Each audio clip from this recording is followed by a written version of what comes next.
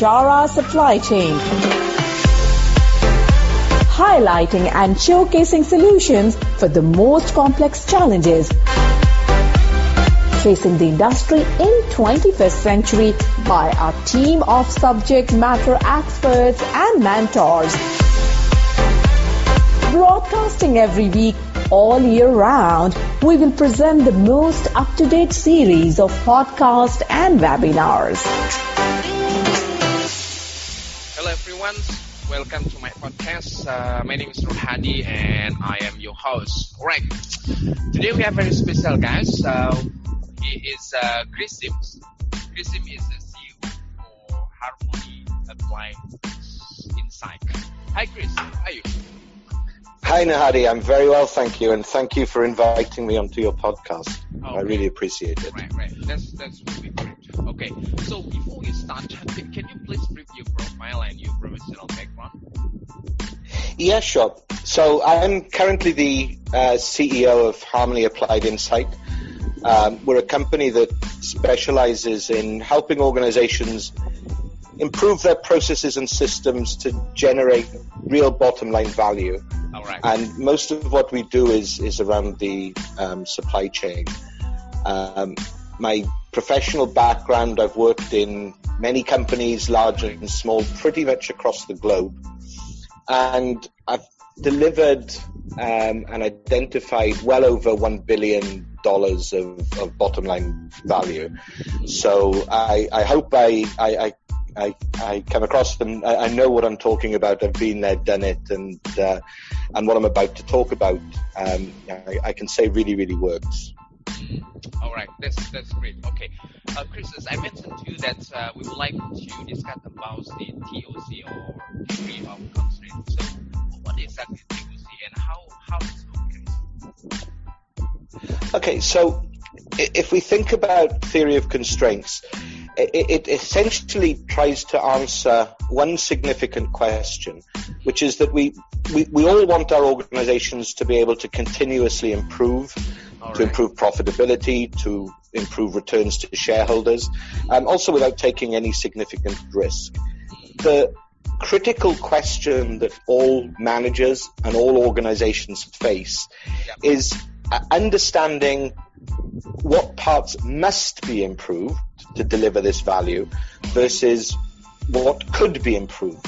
Because anyone can go into an organization and find probably hundreds, if not thousands of things that could be improved. But what are the 2 or 3 areas that really must be improved? What are the leverage points to be able to really sustain value? And this is probably even more important in today's VUCA world, where we have so much volatility, uncertainty, complexity and ambiguity, as well as a whole host of different options to improve. So theory of constraints was developed by in the 1980s by an Israeli physicist, Dr. Eli Goldratt. When he started applying the mindsets and methods of the hard sciences, notably physics, to what is essentially a soft science of managing and improving organizations. And what he realized that organizations, like the most complex systems in nature, are limited by a constraint. There's only a very few parts that actually determine the real profitability, the real throughput, the real success of any organization.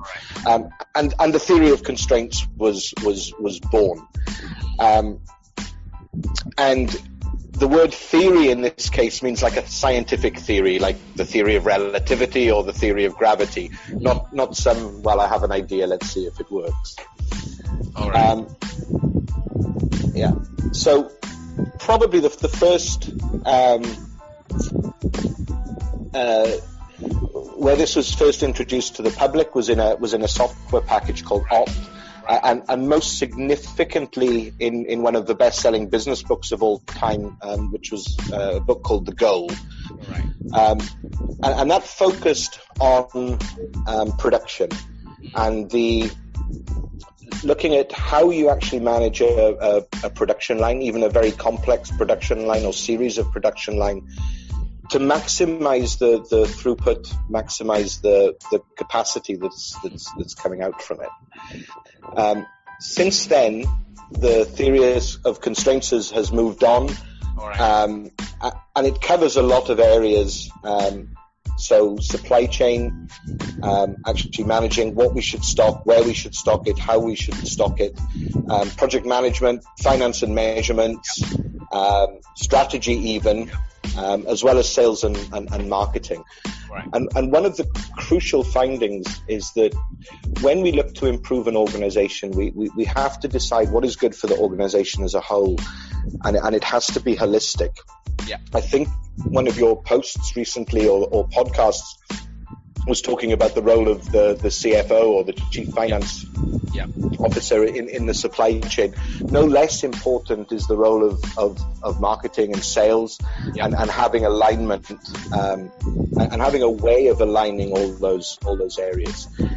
If I look at supply chain in particular, there's over the last 4 to 5 years, there's something called demand-driven material requirements planning, which has really taken over from traditional MRP as the way to good organizations and world-class organizations are actually managing their supply chain. And DDMRP is entirely based on theory of constraints principles. DDMRP, demand-driven. DDMRP. Okay. Demand-driven MRP, yes. And the one interesting thing about theory of constraints, most people, as I said, just know it from production and know it from the goal, but it's actually being applied successfully in almost every industry and type of organization you can imagine. From one of the projects I most recently got involved in was with Facebook, actually looking at their translation process, or how they translate things, and theory of constraints work there. There's some great things coming from the government, and of course many success stories in manufacturing, in distribution, in logistics, and in project companies. Right. That's very good explanation. So in short, Chris, how the TOC bring value to the supply chain process? So essentially, if I look at the way TOC works in supply chain, so what it looks at doing is trying to dampen the variability that affects the supply chain, but at a system level, instead of trying to look at variation at every single local process. Yep. And what does that mean? Well, if you look at where variation comes in the supply chain, there are two major causes of variation. One is forecast. We know essentially that the one thing we can always tell for certain about a forecast is that it's wrong. Yep.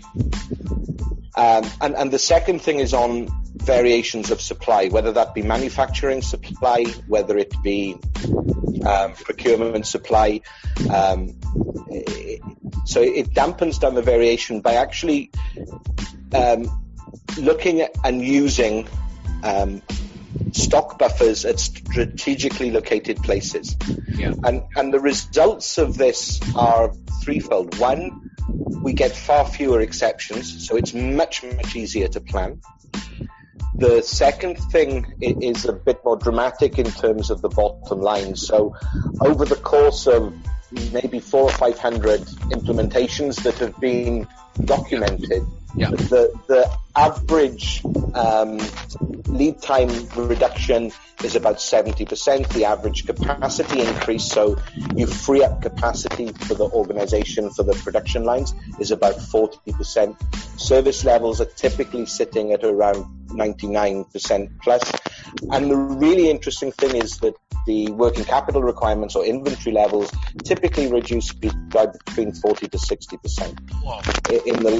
In the last company I worked in, at a very successful plant that was already operating at world-class levels for that industry, we managed to get a 70% inventory reduction, an improvement of service levels, a $50 million bottom line saving, and an inventory reduction that was thought sort of to be almost impossible. Yeah, that's great, really good. Okay, Chris, so I think we have been running out of time. So any closing statement before we end up? So I'd just like to say, I mean, obviously this has been a very worthwhile and very quick introduction to theory of constraint. So I'm obviously available to go into any of the particular topics in more detail. But also, if anyone's listening to this and they want to get any further information, please give me a call, and or either on Skype or email. And also, just to know that, you know, one of the key things about theory of constraints is looking at how to improve an organization. And we put the challenge out that we believe there's not an organization out there that we can't look at and within 3 to 4 days work out how to get at least double the profits within 2 years. So that's a challenge, and I ask you to and your listeners to take me up on that if you like. Right. Okay, thanks so much for sharing it with us, Chris. Really, really appreciate it. I appreciate the opportunity, Nahadi. Yeah, okay. All right, everyone. Thanks for listening on today's episode. See you for the next topic. And goodbye. Ciao.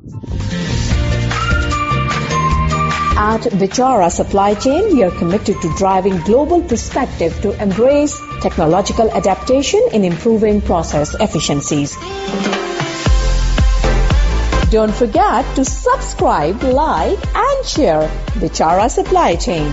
And stay tuned for the latest updates. To learn more, visit our website www.bicharasupplychain.com. Thank you for listening to us. We look forward to seeing you at our next episode.